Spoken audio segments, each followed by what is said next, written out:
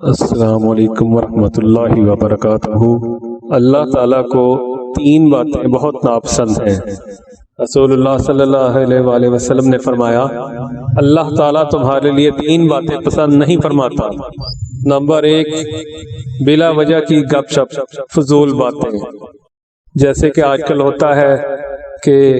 4-5 لوگ بیٹھے ہیں تو وہ باتیں کر رہے ہیں اور اس میں کوئی کام کی بات نہیں ہے، اس میں وہ جھوٹ بھی بول جاتے ہیں، اس میں غیبت بھی ہو جاتی ہے، چغلی بھی ہو جاتی ہے، بہتان بھی لگ جاتا ہے۔ تو بلا وجہ بولنے میں بے شمار مزید برائیاں پیدا ہو جاتی ہیں جس کا ہمیں علم نہیں ہوتا۔ اس لیے صرف ضروری بات کرنی چاہیے یا جس بات کا فائدہ ہو اور جس کے بغیر گزارا نہ ہو۔ اس کے علاوہ ہر بات کرنے سے پہلے سوچ سمجھ کر بولنا چاہیے۔ اسی طرح انسان کو جو چیز جہنم میں اونھے منہ گرائے گی اس میں سے زبان بھی شامل ہے۔ ایک جگہ فرمایا گیا، جو چپ رہا وہ نجات پا گیا، اور ایک جگہ فرمایا گیا، جو شخص اللہ اور یوم آخرت پر ایمان رکھتا ہے اسے چاہیے یا تو اچھی بات کرے ورنہ خاموش ہی رہے۔ بعض اوقات انسان کی زبان سے کوئی ایسا کلمہ نکل جاتا ہے جو اللہ تعالیٰ کو ناپسند ہوتا ہے یا اللہ تعالیٰ کے ساتھ شرکیہ کلمہ ہوتا ہے، تو اس کلمے کی وجہ سے انسان کے تمام اعمال برباد ہو جاتے ہیں اور وہ جہنم میں کئی 100 سال کی گہرائی تک وہ جا گرتا ہے، صرف زبان سے کہے گئے ایک کلمے کی وجہ سے، ایک بات کی وجہ سے وہ جہنم میں کئی سالوں کی گہرائی کے تک وہ چلا جاتا ہے اور اس کے تمام اعمال برباد ہو جاتے ہیں۔ اسی طرح دوسری چیز وہ ہے مال کو برباد کرنا۔ اللہ تعالیٰ کو یہ بھی سخت ناپسند ہے کہ مال کو بلا وجہ کیا جائے، بلا ضرورت خرچ کیا جائے، ضرورت سے زیادہ خرچ کیا جائے، یعنی فضول خرچی کی جائے۔ آج کل ہم دیکھتے ہیں لوگ شادی بیاہ پہ، فضول رسموں پہ اور اسی طرح کئی دیگر معاملات میں، سالگرہ پہ، فوتگی پہ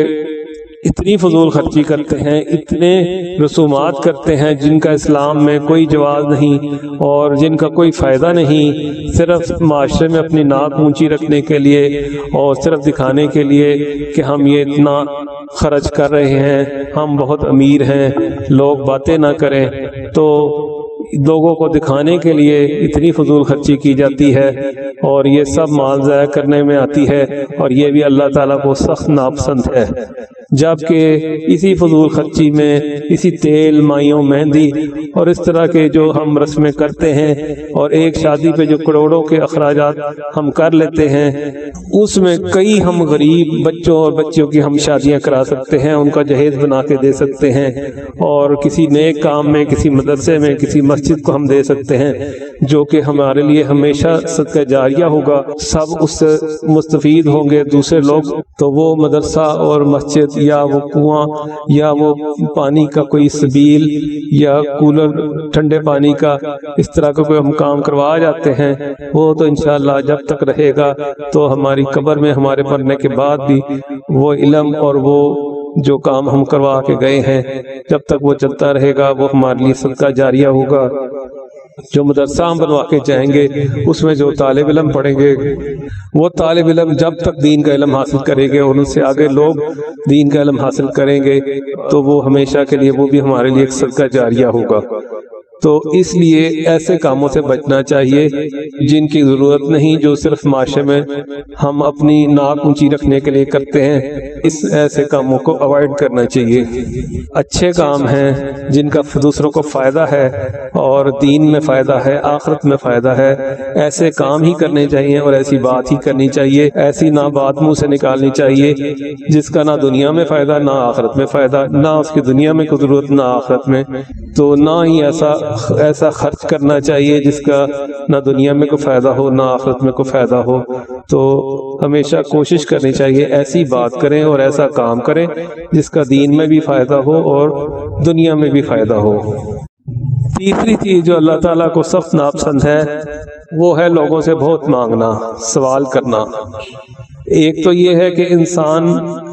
کے پاس بالکل ہی کچھ بھی کھانے کو نہ ہو، اس کے بالکل آمدنی ختم ہو جائے اور اس کا گھر بار مال اسباب سب لٹ جائے، یا اس پہ کوئی ایسی آفت آ جائے